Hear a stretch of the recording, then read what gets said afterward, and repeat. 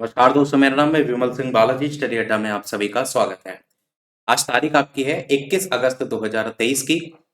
RTI से जानकारी के संदर्भ में एनसीटी से जानकारी मांगी गई थी और ये लिखा गया था लेटर 15 अगस्त 2023 को अमनप्रीत कौर जी के द्वारा। और ये जानकारी जो मांगी गई थी वो आरटीआई के माध्यम से मांगी गई थी। यहाँ पर आप देख पाएंगे ऑनलाइन आरटीआई स्टेटस जो है, यही जानकारी जो है वो मांगी गई थी। अब इसके संदर्भ में ये जानकारी मांगी गई थी, तो ये जानकारी मांगी गई थी बेसिकली दो चीजों को लेकर के, जो जिसका जिक्र इसमें नीचे किया गया है। तो यहाँ पर आप देखेंगे तो दो चीजों की बात की गई है। एक तो आपका अपॉइंटमेंट एज अ टीचर, उसके लिए क्या एलिजिबिलिटी होगी, इसको लेकर के जानकारी मांगी गई थी। और साथ ही साथ टीईटी जो गाइडलाइंस हैं वो क्या रहेंगी उसको लेकर के। तो इन्हीं दोनों को मेंशन करते हुए इन्होंने लिखी हैं सारी बातें, उसकी बात करेंगे। और नीचे आपका माननीय सुप्रीम कोर्ट का जो जजमेंट है उसको भी इसमें मेंशन किया गया है।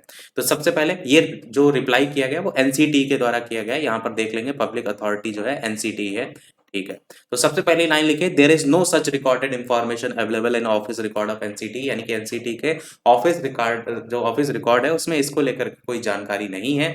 आगे लिखा है द एप्लीकेंट में रिफर द एनसीटी रेगुलेशन। यहाँ पर एनसीटी के कुछ रेगुलेशन दिए गए हैं जो कि ऑलरेडी ऑफिशियल वेबसाइट पर अवेलेबल है, जिसमें से 2010 वाला, 2011 वाला, 2014, 19, 21 इसको लेकर के लिखा है कि regarding minimum qualification for a person to be eligible for appointment as a teacher. यानी कि जो भी मिनिमम क्वालिफिकेशन है वो इन्हीं के अकॉर्डिंग लागू होगी। और साथ ही साथ टीटी गाइडलाइंस को लेकर के भी लिखा है कि जो आपके 2011, 2013, इसके अलावा 2014 और साथ ही साथ 2021 जो कि आपके which are self explanatory and available at the following link, ये दो लिंक दी गई, इन पर ये दिए भी गए हैं। अब मैं एक एक करके दोनों दिखाता भी हूं आपको, जिसमें सबसे पहला आप ये देख पाएंगे जहां पर मिनिमम क्वालिफिकेशन ऑफ टीचर के लिए 2010, 11, 14, 18, 19, 21 करके दिया गया है। और ये 18 वाला इस नोटिफिकेशन में जो है मेंशन नहीं किया गया है, क्योंकि 18 वाला ऑलरेडी हटा भी दिया गया है। यहाँ पर तो आपको गजेटेड नोटिफिकेशन नहीं, अमेंडेड नोटिफिकेशन करके दिया गया है। तो केवल यहाँ जो मेंशन करने को बात की गई 2010, 2011, 2014, उसके बाद नीचे 2019, 21 केवल इनको ही मेंशन किया गया है। यानी कि अगर बात होगी मिनिमम क्वालिफिकेशन क्या टीचर की होगी, एनसीटी ने कहा है कि आप इनमें से देख सकते हैं, यही आपकी होगी। इसके अलावा टीईटी गाइडलाइंस को लेकर के भी इन्होंने जो लिंक दी है वो यहाँ पर दी गई, जिसमें ये बताया गया है कि टीईटी गाइडलाइंस को लेकर के हमारी ऑफिशियल वेबसाइट पर ऑलरेडी 2011, 2013, 2014, 2021 का अमेंडमेंट ऑलरेडी उपलब्ध है। तो इसी के अकॉर्डिंग ही आपकी जो गाइडलाइंस हैं वो लागू होंगी टीईटी को लेकर के भी। अब दूसरी चीज वो इन्होंने बात की है माननीय सुप्रीम कोर्ट के ऑर्डर को लेकर के, वो आप नीचे यहाँ देख पाएंगे, जिसमें लिखा है कि the honourable supreme court of India vide its judgment dated 11/8/2023 in civil appeal number यहाँ दिया गया है, quashed and set aside the NCT notification dated 28/6/2018। इनका कहने का मतलब ये है कि जो माननीय सुप्रीम कोर्ट का ऑर्डर आया है उसके द्वारा जो ये आपका 11 अगस्त 2023 को ऑर्डर आया है, इसमें आपका 26/6/2018 वाला जो नोटिफिकेशन था इसको रद्द किया गया है। यानी इनके बाकी नोटिफिकेशन तो आपके ऑलरेडी काम कर रहे हैं, तो वही क्या लिखा है कि केवल इसको रद्द किया है।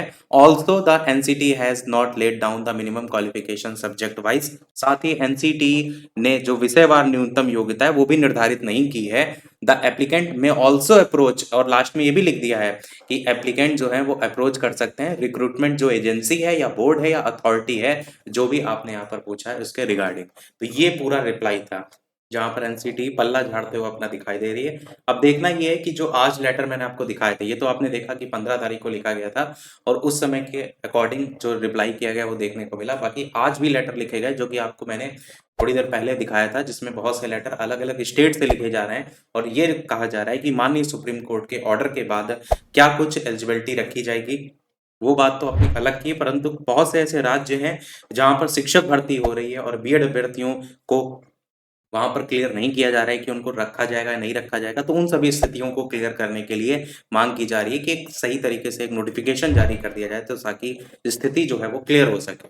तो देखते हैं, कुछ नोटिफिकेशन आएगा तो अवश्य आपको बताएंगे। यही था हमारे इस अपडेट में। वीडियो लाइक शेयर सब्सक्राइब अवश्य कीजिएगा। मिलते हैं अगले अपडेट में, तब तक के लिए नमस्कार, जय हिंद।